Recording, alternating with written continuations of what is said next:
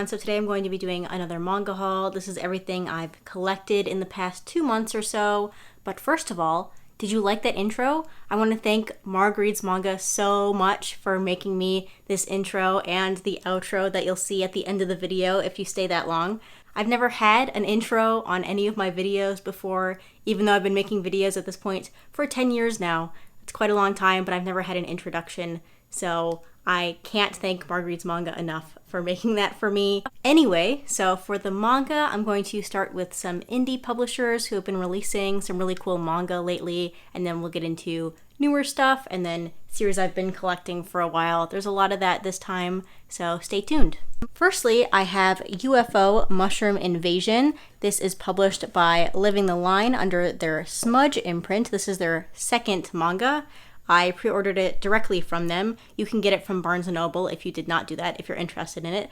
But because I ordered directly from their website, I got these little stickers, this little alien mushroom guy, and this Smudge sticker with their logo. I have already read this and I did really enjoy it. You can totally tell what it's about just by the title. That's exactly what it is. There's no secret here. Next, I have something from Starfruit Books, and this is The Town of Pigs. This is the reprint.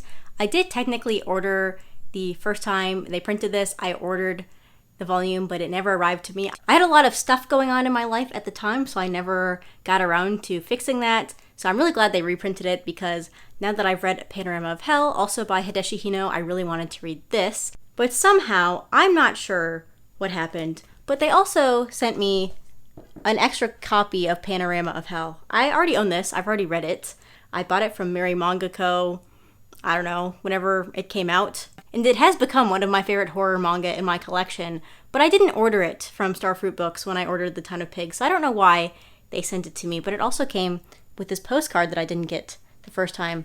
So that's cool. I'm happy about that. I don't know what I'm going to do with this, but we'll see. I'll do something with it. I might send it to my friend, and if not, maybe a giveaway in the future. We'll see. I'm not promising anything, but I do really love this manga, and I highly recommend it if it looks interesting to you. That's kind of funny with this cover, but it's really good if you like that kind of thing, and I do. That's it for new stuff from indie publishers. Next, I have just some general new stuff from all the other big publishers that we all know. First of all, I have The Strange House Volume 1. This is a manga. I really didn't know anything about it. I just knew it was under the horror genre, so I was going to pick it up either way, and I was pleasantly surprised by how good this first volume is. This is apparently a manga that is based on a novel, and usually when I read those, they don't really stand out. They feel very, I don't know, kind of boring. It just feels obvious that it's not the original material, but this manga has atmosphere, it's creepy, it's very suspenseful. I really enjoyed this first volume, and if you like horror manga, definitely one I recommend as we go into October. To give a brief synopsis, it's about this character on the front here, and he is given these blueprints or floor plans of this house that has like this weird room in it, and that's all I'm going to say, because this manga, I feel like it's better if you go into it not knowing a lot, which is what I did. Next, I guess I'm putting this under new stuff, even though it's technically a reprint / re-release. I have Go-Go Monster by Taiyo Matsumoto.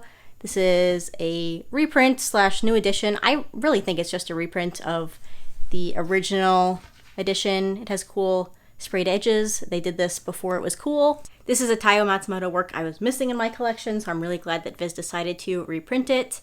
And hopefully we see more Taiyo Matsumoto in the future. I will pick up anything this author does. And of course, it has the slipcover. I actually am not that impressed with the slipcover. It's very cheap cardboard feeling, but the actual book cover is cool. And here's the back illustration, if you were curious. And lastly, for the new stuff, I have, of course, Ali by Junji Ito. I have not yet read this. I will surely read it in October during the Manga Freakathon, which I'm also co-hosting this year. I'm so excited for that. It should be so much fun, and I'm very much looking forward to this. I've heard good things about this Junji Ito story collection, but as we all know, he can be very hit or miss, so we'll see what I think of this next month. All right, and next we have a few final volumes in different series that I've been reading lately, kind of. We have Welcome Back Alice, Volume 7. I talked about this in my last video, I believe, and I enjoyed the ending for what it was.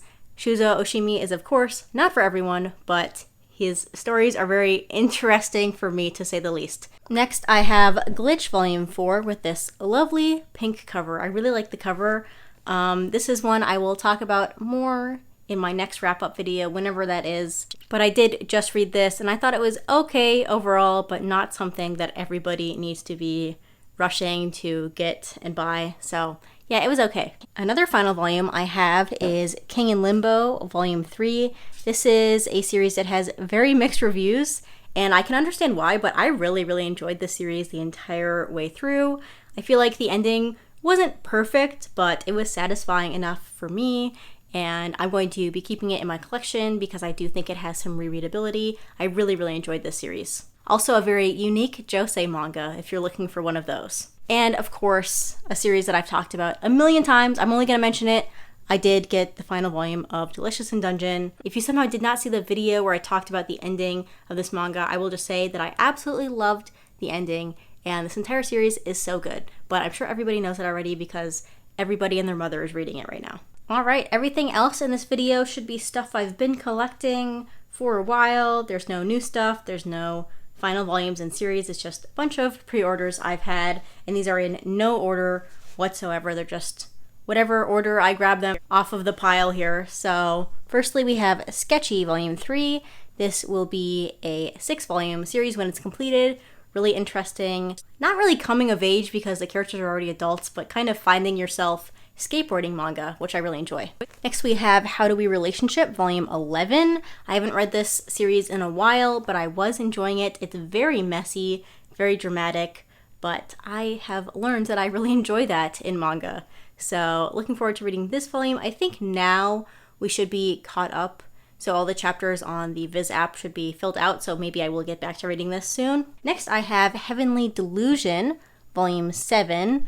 This is a series that comes out very, very slowly, and I should get back to reading this one as well because I wasn't super impressed with the volumes of this I read, and I was just waiting for more volumes to come out to see if I'm going to change my opinion, but I haven't read it in a while, so maybe I should get back into it. Next, I have Die Dark Volume 7, of course, by Kyu Hayashida, the queen of horror manga. Maybe, that's arguable. I do really enjoy her works though, and Die Dark is very fun, very goofy, silly, gory, and bloody, and stuff like that. It's very fun. I really enjoy it, so I'm looking forward to this volume. Next, we have maybe the best pink cover in my collection.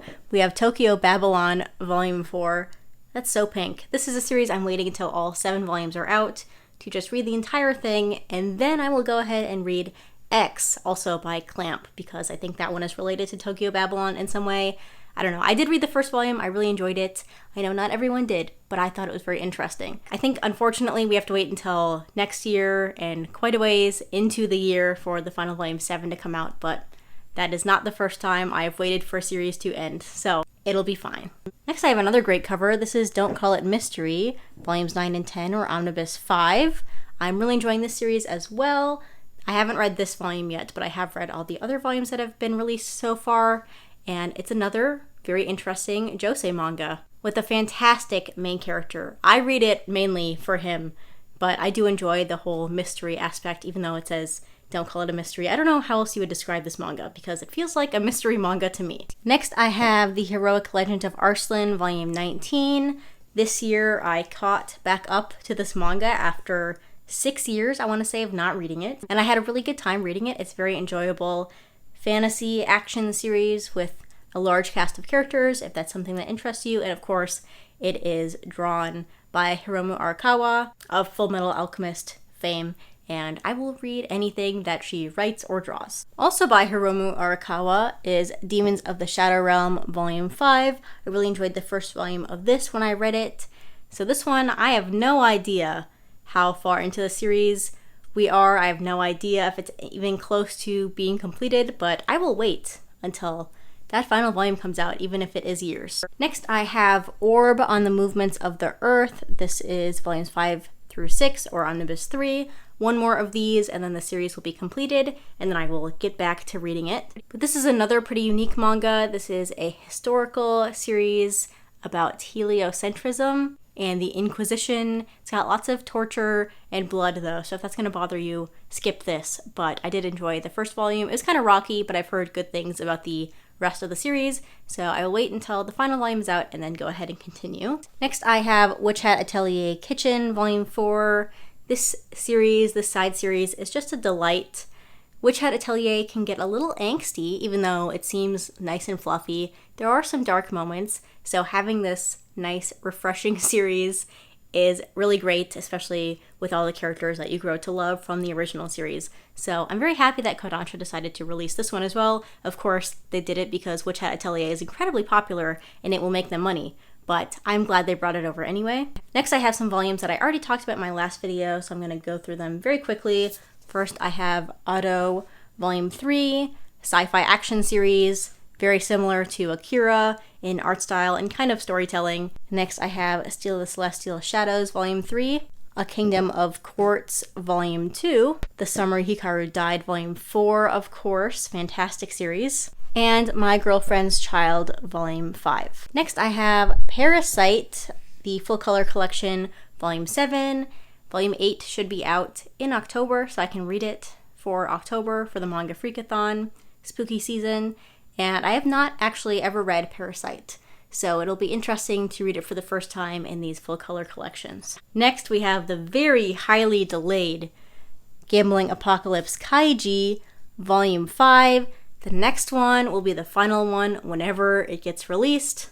Since this is kind of a death games, like high stakes suspense series, I haven't read any of it, but I'm pretty sure I'm going to like it because I don't think I've ever read a death game suspense series that I haven't enjoyed. Hopefully that's true and I didn't just lie, but I'm pretty sure I'm going to enjoy this. So even if I have to wait 2 years for the next volume, hopefully that's not the case, but even if I have to, then I will wait to read the series. Next, I have Yona of the Dawn Volume 42. I am so afraid of spoilers for the series, so I might get back to reading it soon. The last volume I read was Volume 36, so I'm a little bit behind, but could be worse. This is a great cover though. I really enjoy the covers of Yona of the Dawn. And then lastly, as per usual, I have all the Shonen Jump manga that I've collected. So I have Akane Banashi Volume 7, Sakamoto Days Volume 13, and Chainsaw Man Volume 16. This cover is competing with Volume 5 for my favorite cover in the series. Alright, that was everything I've bought in the last 2 months or so. If you've read any of these and you have any thoughts on them, please leave your comments on those down below. Thanks again to Marguerite's Manga for making my intro and outro that I'm going to be using for all of my videos in the future. But yeah, that's going to be it for this video. Thanks for watching, and I'll see you next time. Bye!